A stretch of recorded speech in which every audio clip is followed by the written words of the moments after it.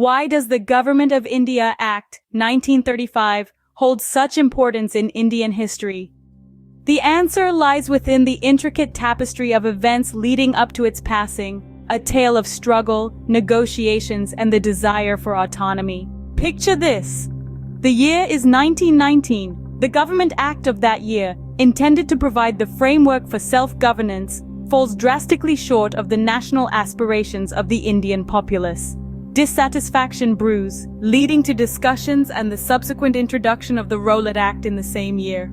The Simon Commission report, initially rejected due to its unsatisfactory nature, now becomes a point of consultation with Indian community representatives at the Round Table conferences held in the heart of the British Empire, London.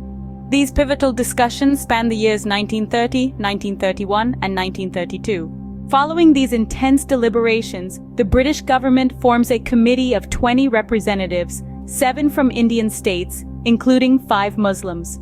A session commences in 1933, marked by spirited debates and the analysis of white papers.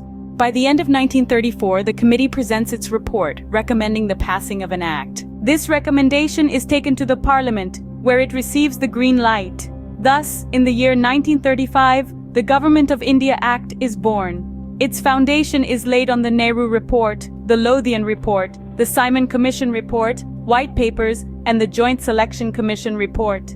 Indian leaders, persistent in their fight for reform, play a significant role in the enactment of this historic act. Now, let's delve into one of the core aspects of the act, the imposition of diarchy at the center of the government. Diarchy, a dual form of government, was first imposed in 1919 by the Government of India Act for the administration of policies by the British government. Under this system, the executive authority is governed by the Governor-General on behalf of the Crown, advised by 3 councils of ministers. The diarchy is divided into 2 parts, reserved and transferred, categorized based on subject matters. The idea of diarchy was introduced to facilitate better administration, with the Governor-General appointed to coordinate between the 2 parts of the government. To sum up, the Government of India Act 1935 marked a turning point in the history of Indian governance. It was the culmination of years of negotiations, discussions, and the relentless fight for reform by Indian leaders. It laid the groundwork for a dual form of government, aiming to provide a more effective administration. Indeed, this act was a significant step towards the eventual independence of India in 1947.